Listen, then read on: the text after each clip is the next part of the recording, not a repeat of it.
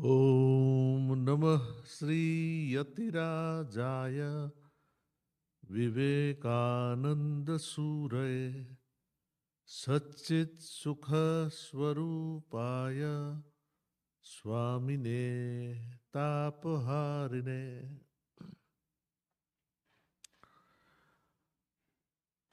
I had been a student of one of the Ramakrishna Mission schools. Hence, as we have grown in life,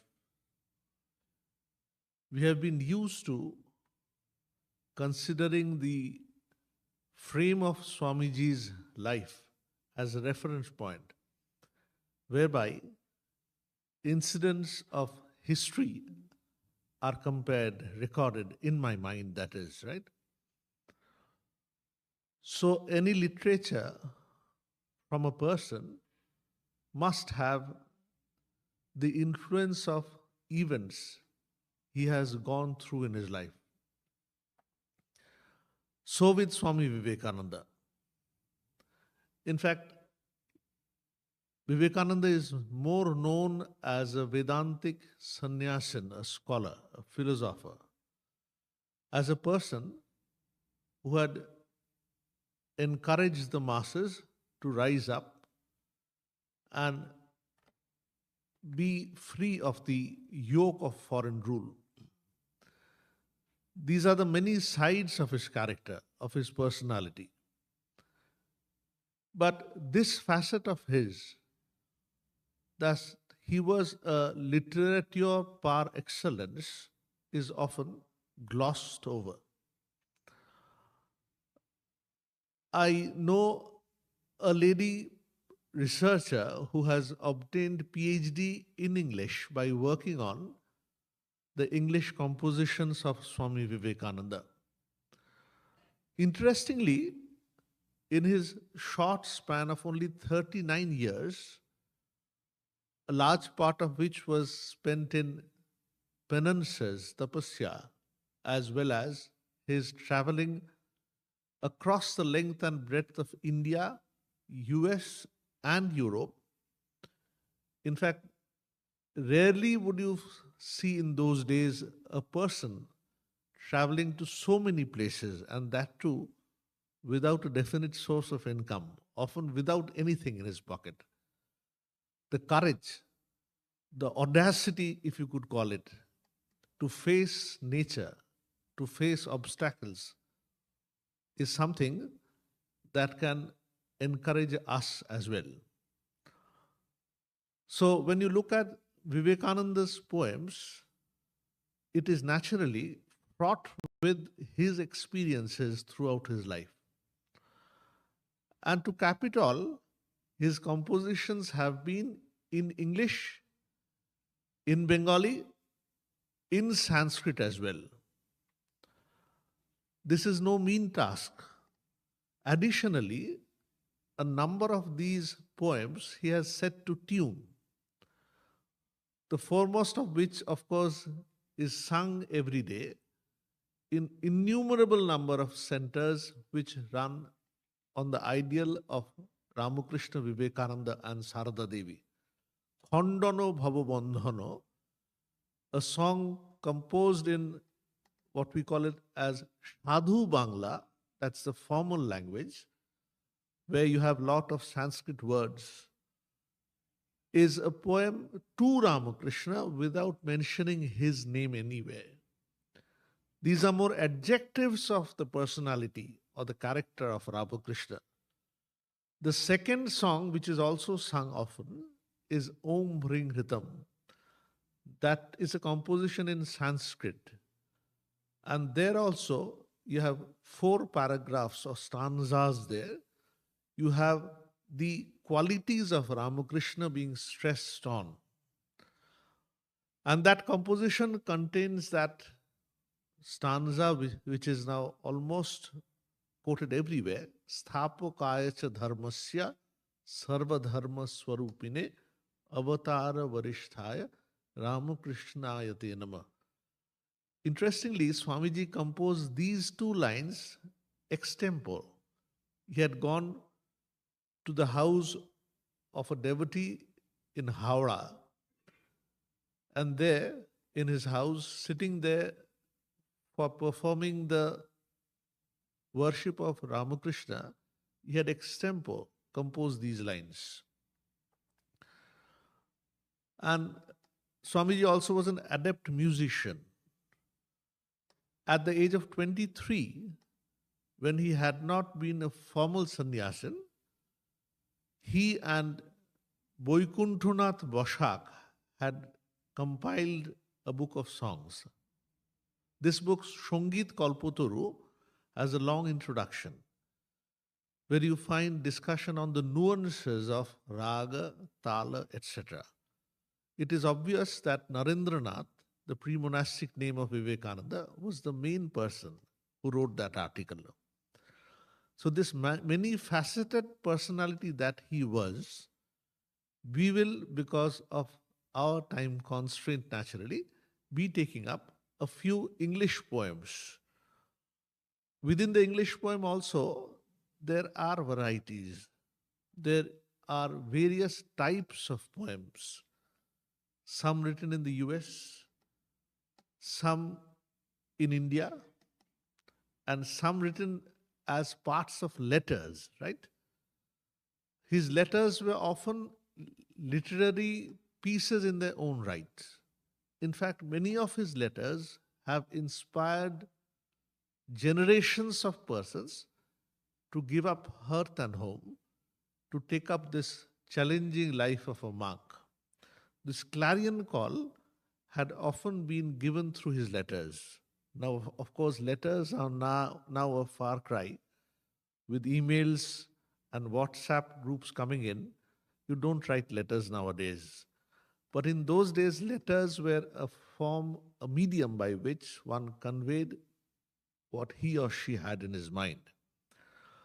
So let us take up a few poems of Swamiji to stick to the topic in hand. So we will start with the poem which is very much discussed in America, in the different Vedanta societies, that is, to the 4th of July. You can understand the significance of this poem in this country. And the background of this poem also is interesting. Swamiji had returned to India in 1897, and after a few months, some of his Western admirers had assembled. Many of them knew little about India as such. They had seen Vivekananda, they were inspired by him, but they didn't know the culture and the history of the land. And thus, Swamiji took upon himself as a responsibility that he would educate them properly in the hoary tradition of the land. Especially, there was Margaret Elizabeth Noble, who had come to devote her life to the education of women. And for her, knowing the tradition of the country was all the more necessary. So, in the northern part of India, you see Swamiji in 1898 there, along with 3 Western disciples or admirers, namely Margaret Elizabeth Noble, she was from England or Ireland, and the remaining 2 were both from America, namely Josephine MacLeod and Mrs. Oli Bull. Why I gave this introduction was, on the 4th of July of 1898, Swamiji had kept it a secret. They were staying in 2 separate houseboats. The Western devotees in one houseboat and Swamiji himself in another one.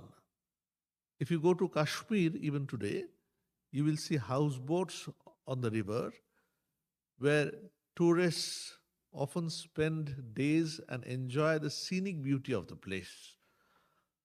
So Swamiji was staying in houseboat, and because Nivedita or Margaret was in English, so the commentator says she became a co-conspirator in hatching his plot of surprising the 2 Americans. So there they got a tailor a local one, to sue a flag of America. And when the American disciples arrived in the morning on that day, two of them,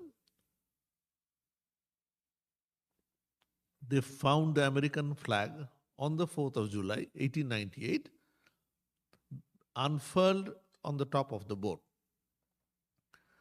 Naturally, they were very happy. But to cap it all, Swamiji had composed a poem as well. So this is the poem.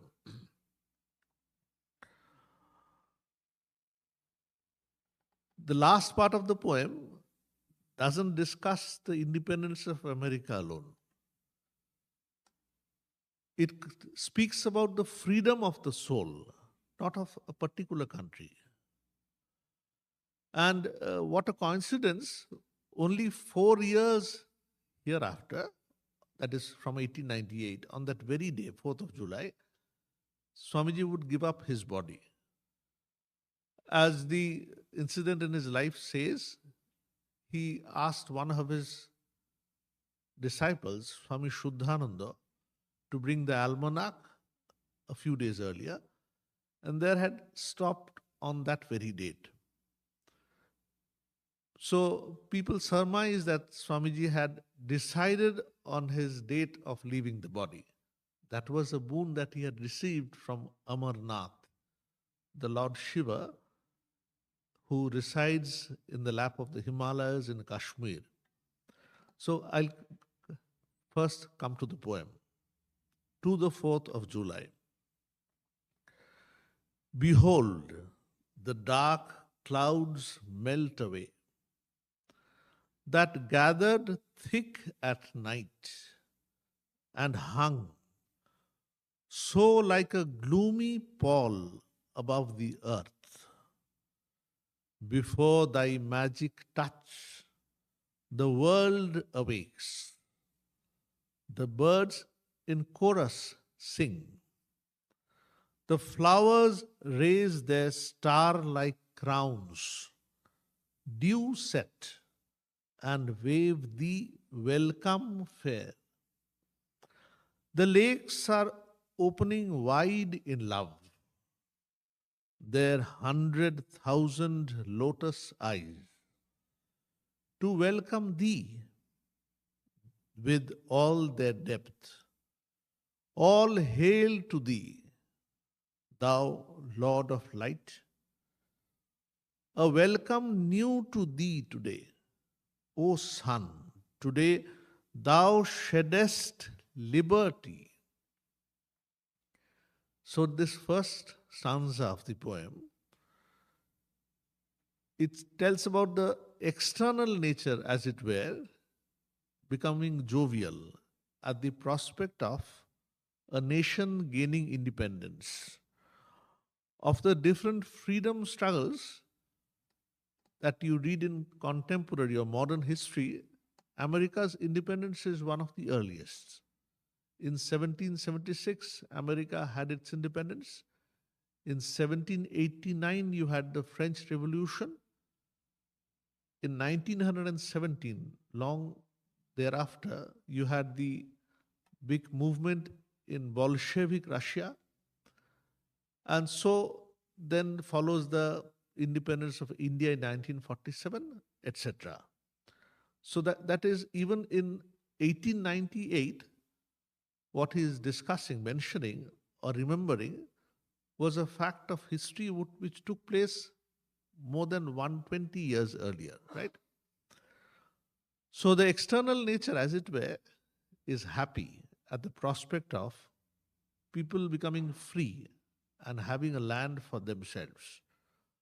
As all of you would be knowing, people from the different countries of Europe had come here, from England, Germany, etc., to settle in different parts of this big country. But in course of time, they started feeling that they ought to be a separate nation of their own. Because in the middle was the huge, yawning ocean, the Atlantic Ocean, right? And there it was that the country was born anew Of course, the earlier, the Aborigine Indians were there. But here was a country that is awakening to a new culture. And this is celebrated every year, and so did Swamiji do, along with the others. This fact you can also see in the Bhagavatam, where at the prospect of Sri Krishna being born, it mentions that the nature, as it were, is happy. If you take it very literally, nature, of course, is inert. It doesn't have a life of its own, right? And yet, the poet imagines that this happiness that has come to the minds of all people has its reflection everywhere. You will also see in your own lives when you are happy, you start feeling that everywhere, all around, happiness is percolating, as it were, right? And even things which are a little rough on the surface, we gloss over them, ignore them. We take the positive things there. So, poet here thus, Vivekananda, thinks of the external nature welcoming this liberty of a new nation. Next stanza. Bethink thee how the world did wait and search for thee through time and clime. Clime is climate. Some gave up home and love of friends and went in quest of thee self banished through dreary oceans, through primeval forests, each step a struggle for their life or death. Then came the day when work bore fruit, and worship, love, and sacrifice fulfilled, accepted, and complete. Then thou, propitious, rose to shed the light of freedom on mankind. So the first stanza had the word liberty. Second stanza has freedom. He here in this stanza, he conveys his respects towards those who had fought for independence, had sacrificed their careers for independence, right? In other nations also, in India too, men charged with the love for their motherland had given up their career, even their lives. Even today, we remember those sacrifices. In fact, Ramesh Chandra Mujumdar, a very reputed historian, calls Vivekananda the father of Indian national struggle or Indian freedom. To his reading, he says, it was Vivekananda, through his clarion call, those he gave in his lectures from Colombo to Almora, had asked the country to rise up. There have been so many wonderful scriptures in India, but those need to be applied. He would say somewhat wryly that, well, in our countries, the highest truths have been declared, but these need to be put into practice. Often, because of caste barriers, artificially created, people had pushed down a large majority so that they remain almost like brutes. These are his words, almost like brutes, unconscious of the huge potential of men and women. So his clarion call in these lectures, as many have noted earlier, when Swamiji had gone over to India, he didn't discuss religion in the public platform. All of his best books, whether Raja Yoga, Jnana Yoga, Bhakti Yoga, or Karma Yoga, these have been based on lectures delivered in America or in Europe. So when he went to India, he felt that he ought to change his gears, ought to put his focus on the necessity of a country under foreign rule. And there, thus, he called upon the young men and women to rise up and sacrifice themselves.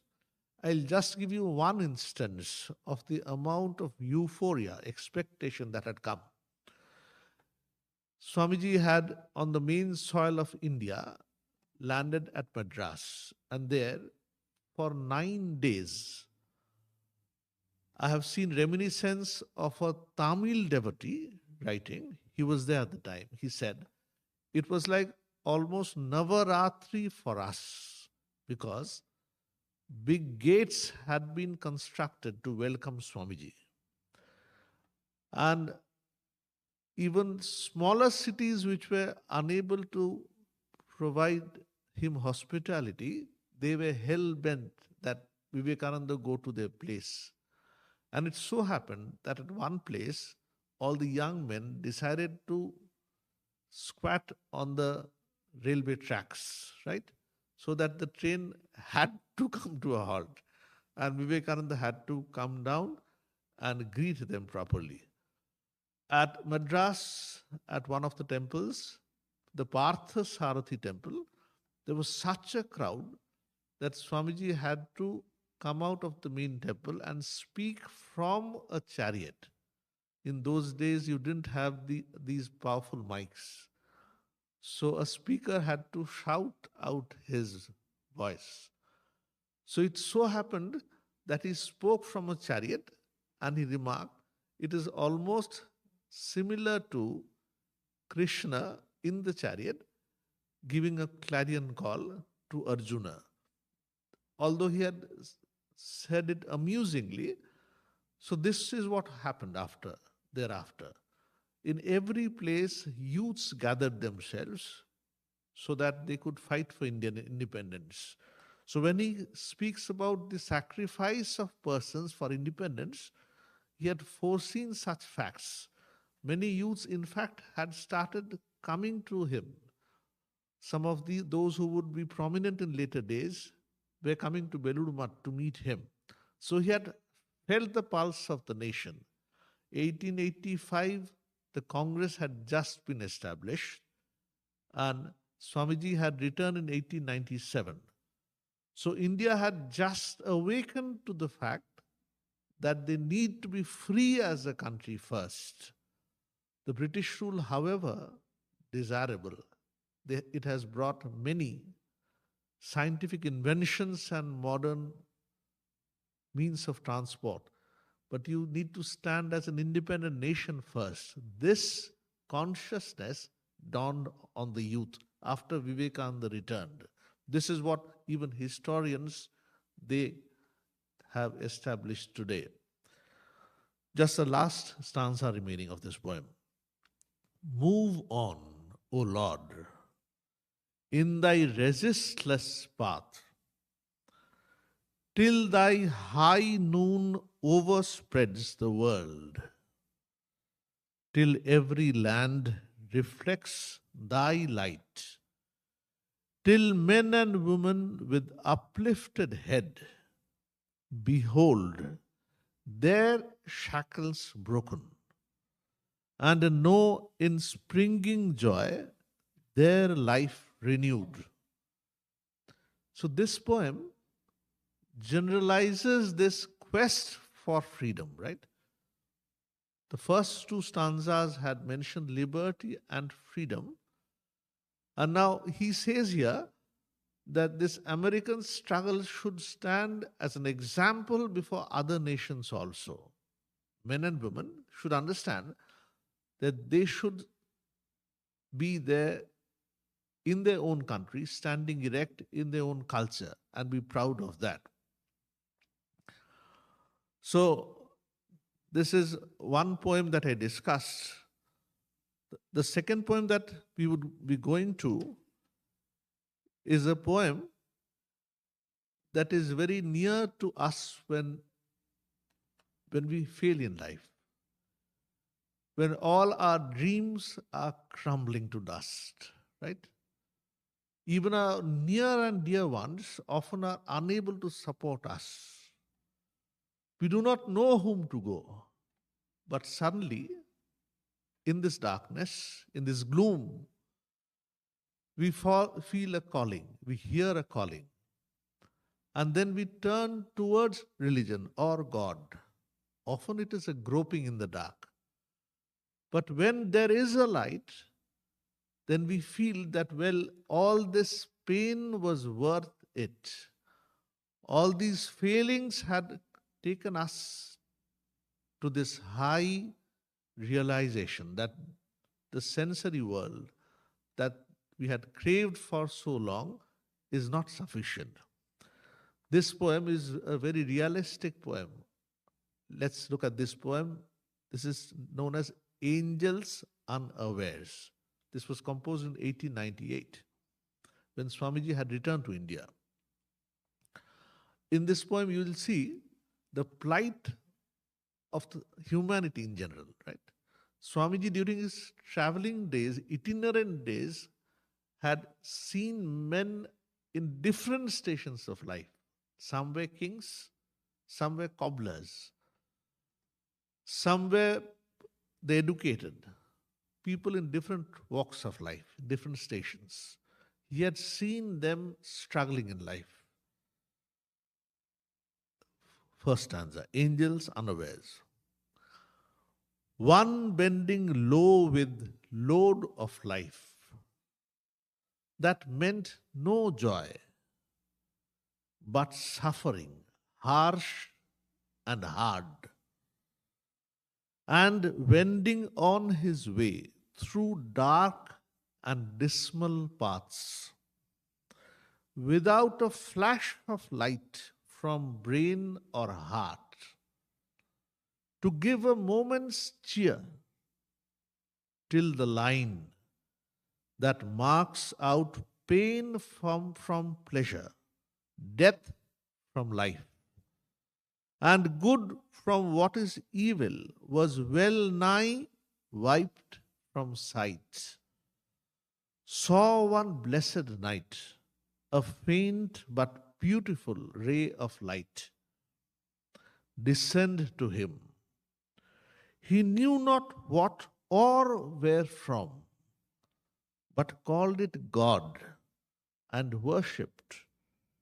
Hope, an utter stranger, came to him and spread through all his parts, and life to him meant more than he could ever dream, and covered all he knew. Nay, peeped beyond his world. The sages winked and smiled and called it superstition. But he did feel its power and peace, and gently answered back, O blessed superstition. I can tell you, many of us who are drawn to the religious periphery go through a number of hassles, obstacles, before we are finally drawn to it. So, this is a person who is deep in trouble, in mental trouble, unable to see any light. Because finally, after all, Bhagavad Gita says, Uddhared Atmanatmanam Natmanam Avasadayet. It says, finally, you should save yourself by your own efforts only. Na Atmanam Avasadayet. Do not depress your own mind. After all, friends, parents, lovers, no one will be there finally by your side. At one point of time, you must stand erect and take the whole responsibility on your own shoulders, right? So, to this truth to dawn in the mind, it takes time. Earlier, we look for different props, helps, counselors, teachers, gurus, right? But finally, at one point of time, you see within our own minds a light, a calling, a place where you can depend on. Probably when you go up to others and tell about your realization, about your feeling, they can tease you and tell you, well, religion, are you going to the Vedanta society? Why suddenly you have taken to religion after all? There are so many avenues for channeling your energies. Aren't you not contented with this? Or they will tell you, well, are you sufficiently aged that you have come to the Vedanta society? Because people come to religion only when they are done with life. Why are you going there so young in life after all, right? But at one point, sometimes we understand, well, all our supports that we had thought about, they had all betrayed us or they were insufficient. So you require a power within yourself. When that comes, you feel you do not know all the intricacies of religion yet, but yet you come. It has happened to many of us, right? So, next stanza. The next stanza is about a person who is now established in life. He has money, wealth, property, name for himself or herself. He has, for the time being, felt all this religion is bogus after all. These are only meant for the ignorant, for the superstitious. But at one point of time, after he has gone up, first stair, second stair, third stair, suddenly his legs slip and down he rolls down the staircases. Then he understands, well, you need to have a strong ethical backbone. You need better values in life. This is such a person.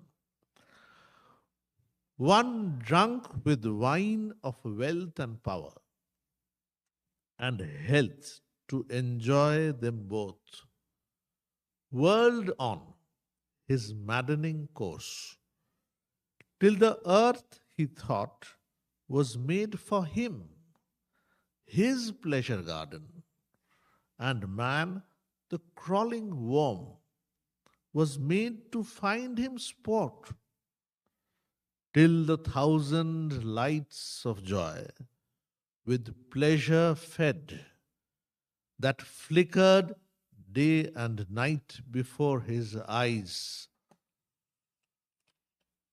with constant change of colors, began to blur. You haven't had an attack, coronary thrombosis, right? His sight and cloy his senses, till selfishness, like a horny growth, had spread all over his heart. And pleasure meant to him no more than pain. You see your relatives enjoying life and you are confined to the wheelchair, you feel a pain within, right?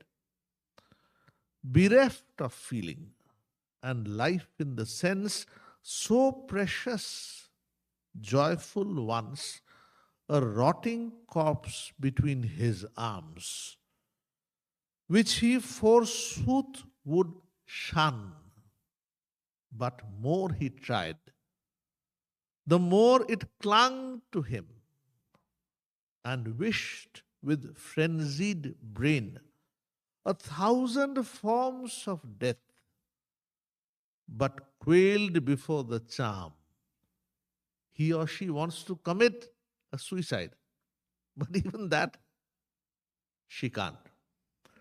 Then sorrow came, and wealth and power went, and made him kinship find with all the human race in groans and tears. And though his friends would laugh, his lips would seek would speak in grateful accents, "Oh, blessed misery." So when you face misery, when you are out after having suffered a disease, you sympathize more with others. When you have suddenly suffered financial crisis and then you come out of it, then you see another person, you sympathize her with her all the more, right? Third stanza. So first one was a person out of mental stress. Second one was a person who had been through prosperity and now looks at the world newly. Third stanza. One born with healthy frame, but not of will, that can resist emotions deep and strong, nor impulse throw, surcharged with potent strength, and just the sort that pass as good and kind, beheld that he was safe whilst others long and vain did struggle against the surging waves. He has somehow been satisfied, been content with the understanding that, well, I have conquered my senses. I won't slip after all, right? He had the overconfidence in her. He or she had this, right? Till morbid grown, his mind could see like flies that seek the putrid part, but what was bad. Then fortune smiled on him, and his foot slipped, that opened his eyes forever and made him find that stones and trees never break the law, but stones and trees remain. That man alone is blessed with power to hate and conquer fate, transcending bounds and laws. From him his passive nature fell, and life appeared as broad and new, and broader never grew. So long he had thought that he was strong enough to withstand the attraction of the senses of the world. But suddenly, in one moment of weakness, in a phase of weakness, he had slipped. And then when he came out of that, he understood that it was a wrong step to take. He sympathized all the more with others. He understood that so long as you have a body, you have the propensity to fail as well. There's a couplet in Bengali, it says, "Purbe sadhu urbe chai, tobe sadhur gun gai." Unless you pass away, unless the body falls, unless you are burned to the ashes, purbe chai, you should never believe yourself. Tobe sadhur gun gai. Then only you can call a person a sadhu, an honest man or a woman. Because you must see throughout the whole of the life, and especially where she or he had finally arrived at. You mustn't take snapshots of the life. That would only give you a partial picture of the life. It began to break. He sees real light and glimpse of that where peace eternal dwells. Yet one can only reach by wading through the sea of struggles. Courage giving came. No option to struggle. It cannot be a cakewalk, this life. You must have to struggle. You cannot say that you have had a retirement in the struggles of life. You take retirement from your particular profession. But this struggle to reach the higher goals, this must continue throughout. Then looking back, the poem continues, then looking back on all that made him kin, relations, kin. These have made him a kin to stocks and stones, and on to what the world had shunned him for his fall. He blessed the fall, and with a joyful heart declared it, blessed sin. These three stanzas, you see, all of us, we have our human failings. But this only remind us, these verses, that, well, these failings are only meant to take you still higher. After all, each soul is potentially divine, the Upanishads have said. But sometimes the cover is thick and sometimes slim. So you need a continuous brushing of the cover, as it were, of the mirror. The more you do so, the more you can peel off the cover, the divinity within, it shines forth. I'll go to the next poem. So this poem, known as the Song of the Free, Maharaj was just mentioning it. This tells you about a person who is already free or has tasted freedom. You must have heard the poem, The Song of the Sannyasin. The basic tenor is somewhat similar. So, the Song of the Free. The earlier one, as you had understood, was related to a man or a woman who is still struggling on, right? So as you struggle on, finally you reach a floor where you have a peace, when your struggles have quietened. So here is a poem, The Song of the Free. The wounded snake its hood unfurls.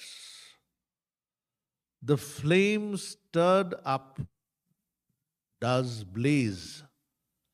The desert air resounds the calls of heart-struck lions' rage. Rage is anger. So in this body, the lion is caged, as it were. Sometimes all of us, we have this feeling that you want to do something big, but the body, the mind, the circumstances all around is pushing you down. You're not able to manifest your full potential.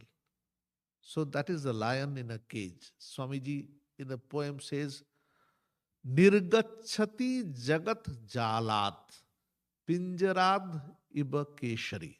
This is a Sanskrit line he has written himself. Nirgachati jagat jalat. This world is like a jala, a cage, a net. From that, he or she, nirgachati, goes out. How? Pinjarad iba keshari.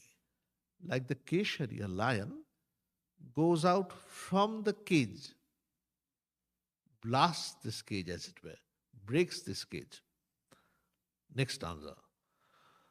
The cloud puts forth its deluge strength when lightning cleaves its breast. When the soul is stirred to its inmost depth, great ones unfold their best. When you see a dark cloud hanging on the head in the skies, sometimes you feel that the rains are due to come, right? Sometimes they don't. A strong gust of wind takes the clouds away. Or sometimes in the dark clouds, you have a strong lightning, cleaves its breast, that is, goes through the breast, making it into two parts, as it were. So this sannyasin also has broken many of the bondages that he or she had gone through.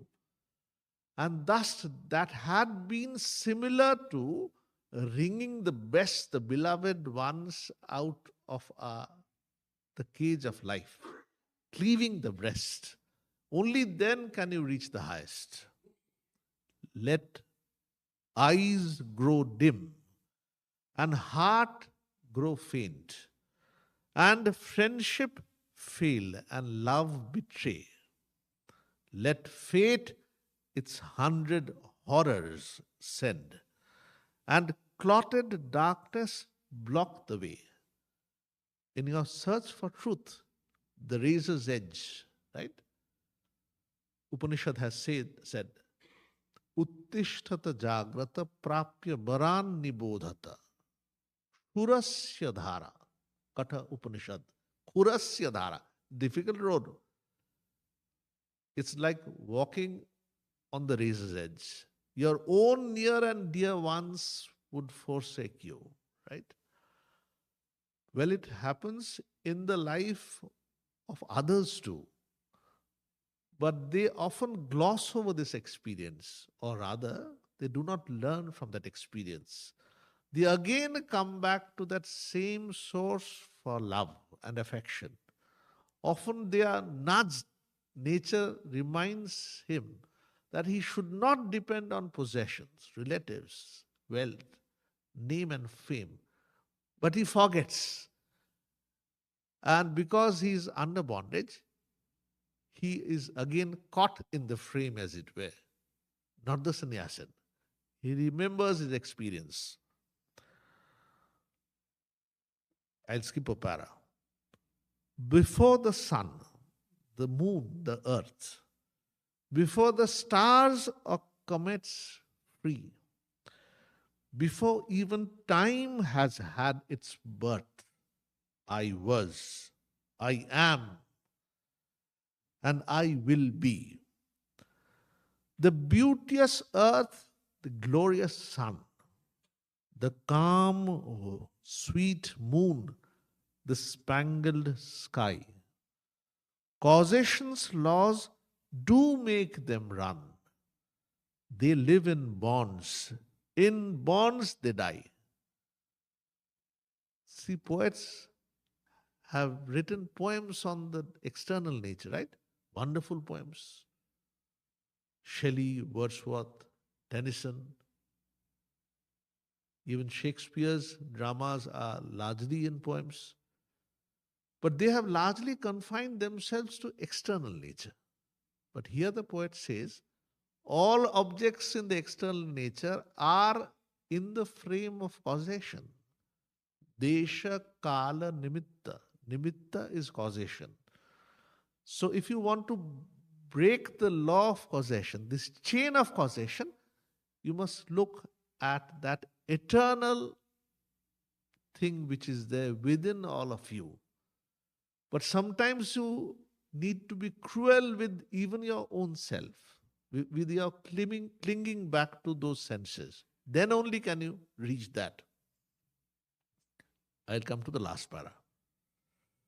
From dreams awake, from bonds be free. Be not afraid. This mystery, my shadow cannot frighten me. Know once for all that I am He. Know once for all that I am He. The sannyasin within him, the free soul within him, has penned those lines, you see. So in the last part of it, he doesn't sympathize with others like us who want to hold on to this world. He gives the call of a free eagle flying in the sky.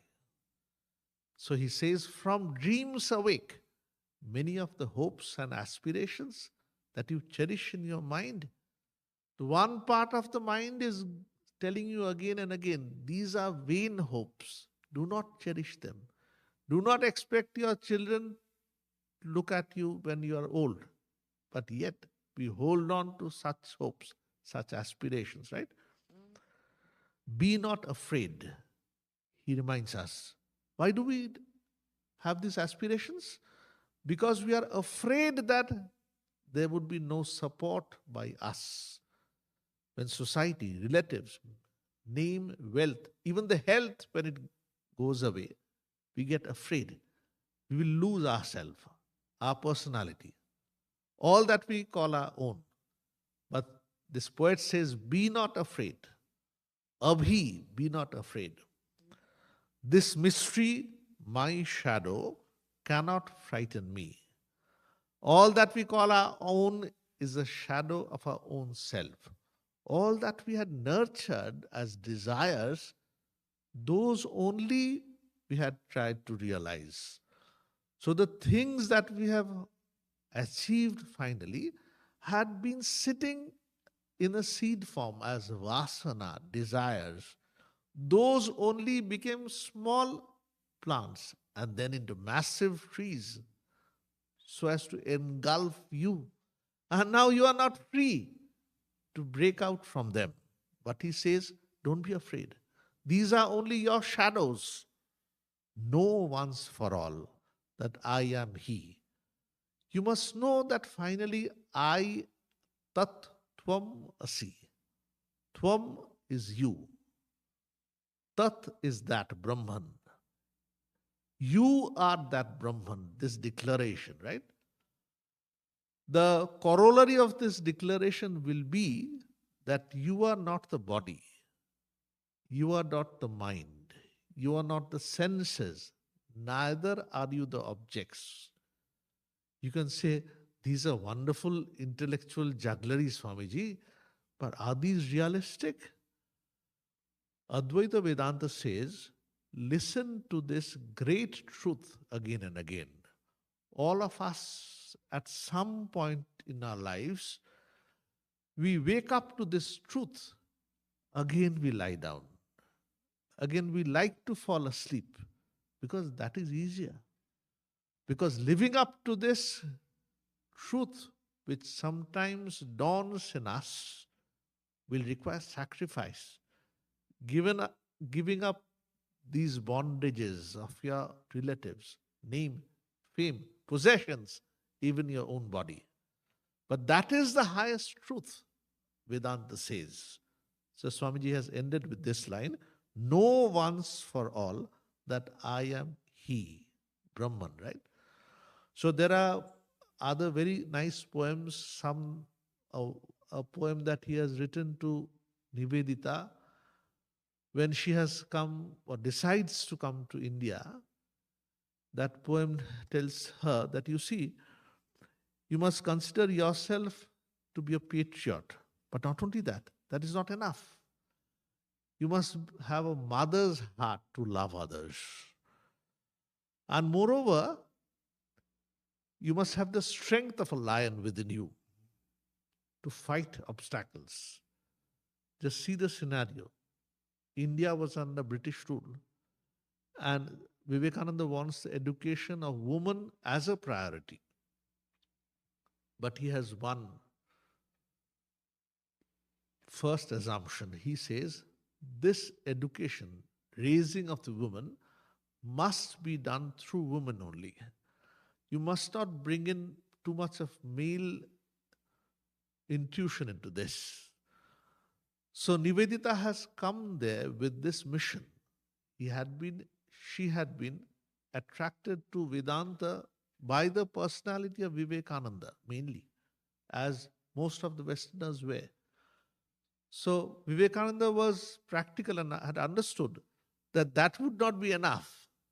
When she would go through the rough rides in society of India, she would require a strong heart. So here is a poem written to her to enthuse her, a clarion call to her.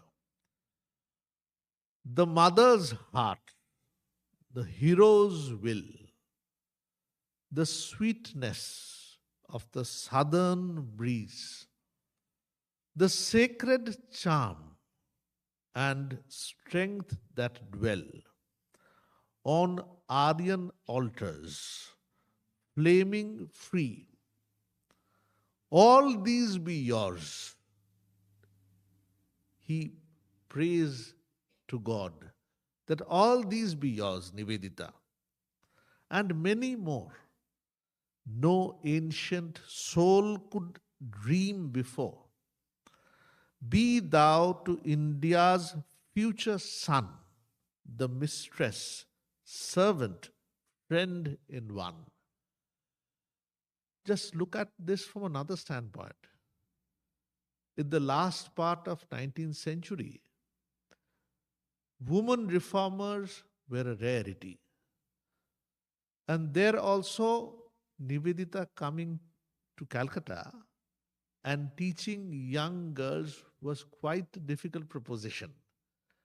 Even those for whom she had come to work would sometimes shun her as being a mlecha, a coinage for white-skinned persons, foreigners, right?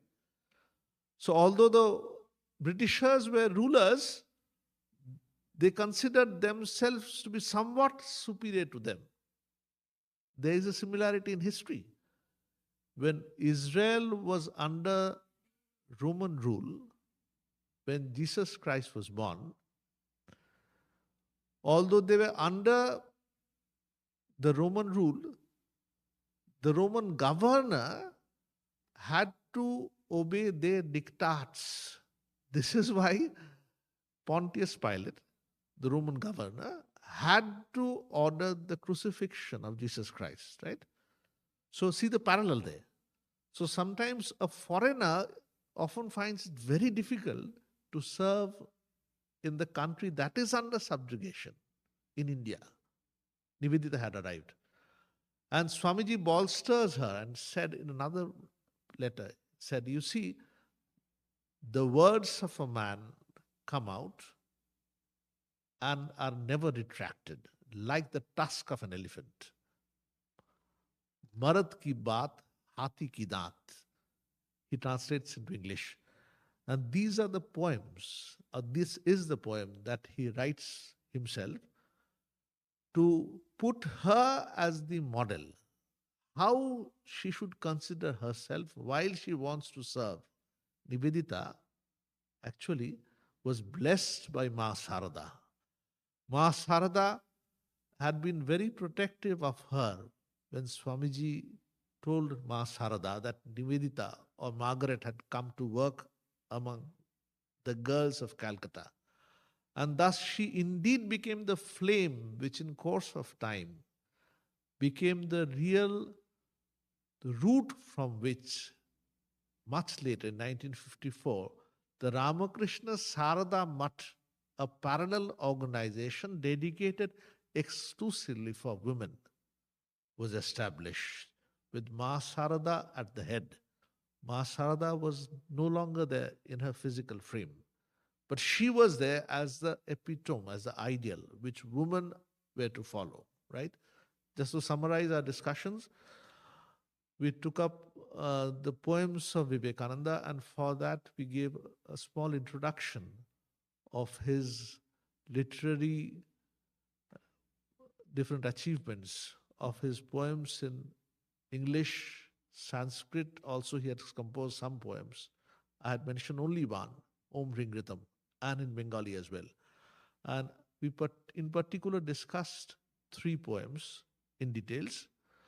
So one was the Song of the Free, one was the 4th of July, another one was Angels Unawares, which to me is very close to our heart. Because all of us, when we fail in our lives, we are depressed. We do not know whom to look up to, right?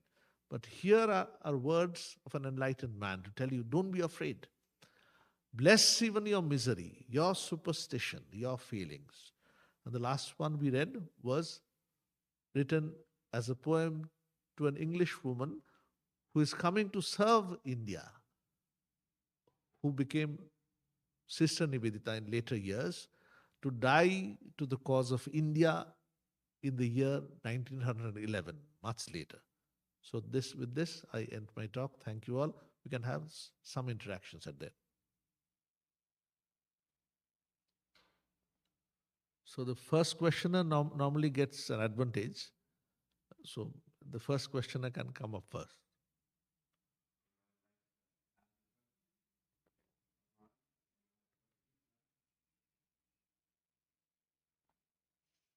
To set the ball rolling, as it is said. Yes, ma'am. Not a question, but I will ask you to read the penultimate verse of the Song of the Free and compare it with Ishavasya Upanishad, chapter number 6. It's difficult. I just have it. Song of the Free, right? That's I just read. Song of the Free. You skipped that, and that's my favorite verse. Verse. Song of the Free. 28.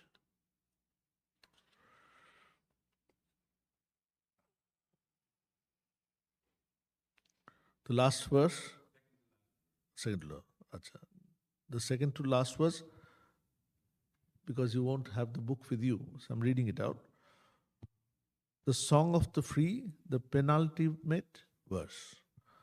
Not two nor many, 'tis but one. And thus in me all me's I have. I cannot hate, I cannot shun. Myself from me I can but love. Yes, Ishavasya has a similar verse. Huh? So, Ishavasya sarvam yatkincha jagatyam jagat tena tyaktena bhunjitha ma gridha kasya svidhanam. There is one line a little later.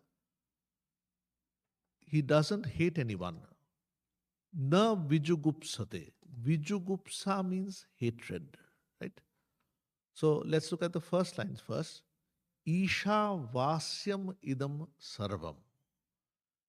Isha is by God. Just as on a bread, you spread the butter over, right? It says Isha vasyam idam sarvam. All this is permeated by God. Yat kincha jagatyam jagat. In this world, whatever it is, that is, whatever objects are there, all this is permeated by God. Tena tyaktena bhunjitha ma gridha kasya svidharam. Gridha means is to have as a desire to enjoy the objects of others, stealing, coveting, right? Even you have a mental stealing sometimes. You do not do a physical stealing, but I see a wonderful car and feel in my heart of hearts, when could I have such a car for myself? Even in my spare moments, I can just touch those wheels and have a secondary feeling of that, right? So it says, Ma gridha kasya svidhanam. Do not look at the wealth of others with the desire of enjoying it. And in a later verse, what he had referred to, Ma vijugupsate. When he sees the same God everywhere, he cannot hate others. Why? Because if it's the same everywhere, you are not higher than someone. The feeling of hatred only comes when you consider yourself to be superior to others, right? Like this verse, right? Thank you. But Maharaj has done me the. I was just missing out on this verse. Yes, help me. Yastu sarvani bhutani atmani eva anupashyati. Sarvabhuteshu cha atmanam tatah na vijgupsate. I had only given the English rendition for this. This is the real verse. Yahtu sarvani bhutani. One, a person who, sarvani bhutani, all creatures, atmani eva anupashyati, sees them as in the Atman, Atmani, Saptami, in the Atman. So all of them are, just to take a very similar example or different example, I say all of you are American, right? Suppose. And thus, I do not consider any of you as to be an inferior person from another country. So there are different points of commonality among persons. Suppose you have a college only for girls. You say, we are all girls here. Suppose you are not inferior to others. We have many points of commonalities which take us together, right? All of us gathered here sympathize with the doctrine of Thakur Mas Swamiji. We are common. So these commonalities take you to this finally, which says the same Atman is there in all of us. Atmani eva anupashyati. Eva is stressing, definitely, verily. Sarva bhuteshu cha atmanam. In all creatures also they see the Atman. See the two lines one after another. One says, in the Atman, all of these creatures are. The second line says, in all these creatures, the Atman is. In case you do not have the experience fully, it definitely ensures by giving the logic in two separate lines that you understand that essentially Atman pervades everything. Tatah na vijugupsate. Tatah means thereafter, as a consequence. Na vijugupsate. Na is not vijugupsa, as I said, hatred. Vijugupsate is does not hate. So you see, it gives a philosophical basis why you should serve others. It says that because essentially God is there everywhere, that is why you should serve others. Sometimes our service to others, Swamiji says in his Karma Yoga doctrines, he says sometimes you stand on a higher pedestal and say, well, poor man, take this lump of bread and go away. You are higher after all. But that should not be the outlook. The outlook should be, he says, that, well, you are the same God as I am. I am indeed fortunate to have had the privilege to be able to serve you. So, in this outlook, you feel or have a broader philosophy of service too. So, this line once again, I cannot hate, I cannot shun. Shun we know very well. Religious barriers, caste barriers, gender barriers. They say again and again that you should not have any barriers, no discrimination. But the question is, how am I convinced that these barriers should not be there? Should the government rule and the fear of punishment only tell you that these are separate categories? It says no. You must have a higher philosophy. You must understand that all of them emanate from God. That is why you should not have discrimination, not have your barriers between. Look at the last line. Myself, I cannot hate, I cannot shun myself from me. I can but love. If you and she are essentially me, this line says, how can I hate after all? I cannot hate a part of my body after all, isn't it? I take care of my body. I probably feed my stomach. If there is less food, I ignore the pleas of others. But if I sincerely feel that all of you are me only, how can I shun others? How can I hate others? Right? So that was a very good question. Thank you. Certainly. One second. Next sloka of Isha Upanishad. Because both are basically the same. The seven slokas reiterates what you discussed on sixth. Just, Maharaj, just getting me this sloka. Isha Upanishad has only 18 slokas. It is considered one of the oldest of the Upanishads. It is a part of the Rig Veda. There are 4 Vedas, and the Vedas, the essence of the Vedas, of the Jnana Kanda, are known as the Upanishads. The Upanishads are quite a few in number. Isha Upanishad is one of them, has only 18 Upanishads, but it is very sublime. So I go to the seventh one. Remember the seventh one. Yasmin sarvani bhutani atma eva abhut vijanata tatra ko moha kah shoka ekatvam anupashata. So I like breaking up the words because, to my understanding, as you get to know the meanings of the words, you can sip the nectar more, right? Sometimes people read the running translations, but unless you know the words, to me, the whole juice, uh, sometimes sometimes you need to chew the fruit well to extricate the juice out of it, right?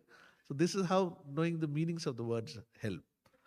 Yasmin sarvani bhutani. Yasmin is in which sarvani bhutani, all creatures. Atma eva abhut. Abhut is present. Bhudhatu is to be present. Atma eva abhut vijanata. Vijanata is to know. Vijnana, vijanata. So the knower knows that in this sarvani bhutani atma eva. Tatra, then, if he really knows this, if he has been settled in this conclusion, then tatra ko moha kah shoka. In English also we use such expressions. We see, haven't you gone there? When I say you, haven't you gone there? By putting it negatively, we are trying to assert that you have indeed gone there, isn't it? So here also it says, tatra ko moha. Where can delusion be there? That is, delusion cannot be there. Tatra ko moha kah shoka. How can you have sorrow there? How can you have delusion there? Ekatvam anupashyata. One who sees the same, the one in all. Moha means I take care of my children better, not to the neighbors, right? Sometimes our parents in India would put their wards into private tutors, and private tutors would give them special coaching. And the parents would say, you see, don't share those notes with your friends after all, right? Because after all, we have spent money for this extra bit of education. Moha, delusion. I consider my son and my daughter to be best, not others. Ka shoka. Then you say shoka comes as we say, obverse and the reverse of the same coin, right?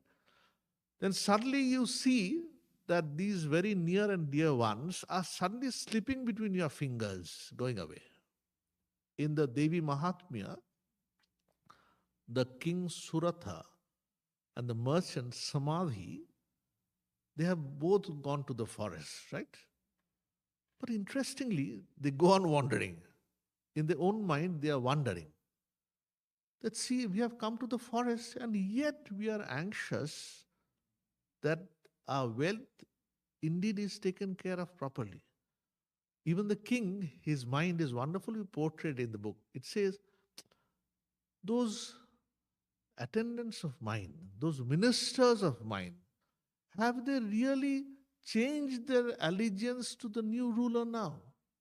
It's so practical, you see. They had been so long so devoted to me. And now have they again turned their faces completely towards the new rulers? Shoka. This power has left the king, or the treasures have left the king, or the near ones whom he or she had thought as their own jewels in life had suddenly deserted them or her, right? Not only death, even when a person goes away without caring for you, that also is a death of a kind. So shoka can take different forms. So it says, how can you have delusion or grief then when you have or when you perceive sameness everywhere? So to summarize once again, this sloka, it says, in all creatures he had seen the Atman, and he feels that all creatures are in Atman, thus bringing in the equality. For such a person, how can he have delusion or grief? So this also has a, bearing in, or has words which are similar to this line. But you must admire Swamiji's poems. You see, such simple English has conveyed some of the highest thoughts of the Vedanta. So not only was he a religious person, his grasp of the language was very, very good. He has had very good English education. His English teachers at Scottish Church College were very good ones. And here in America, I personally feel that that was one of the great cause of his success here. Because in addition to be a person with knowledge and have known the scriptures, he was very conversant with the language. He knew the literature, even the poets he could quote from. And this was astonishing. Even during his traveling days, once he had quoted verbatim the novel David Copperfield. And so this person who had heard this, he was an Indian person working in the British department. He was astounded. He had said, "You're a monk, Swamiji. You quote from this novel, which after all, worldly people we study." The Swamiji laughed and said, and I haven't studied it a number of times. I've only read it once earlier and has again read it only recently. But such was his concentration and his memory that his retention was fantastic. This is no exaggeration. Again and again, there have been proofs of this in his life. So, thank you, all of you. And for me, especially, when I came to Houston, it was the Houston Durgabadi which had extended me an invitation on the Bengali Navavarsha. Especially Mr. Champak Shadhu had been very instrumental in this. And this is how the journey started. And it's only fit, appropriate that for me, journey, for everyone, your journeys would be longer. I pray to God. But for me, this journey, this time, ends with this lecture. Tomorrow, I'll be returning to India, right?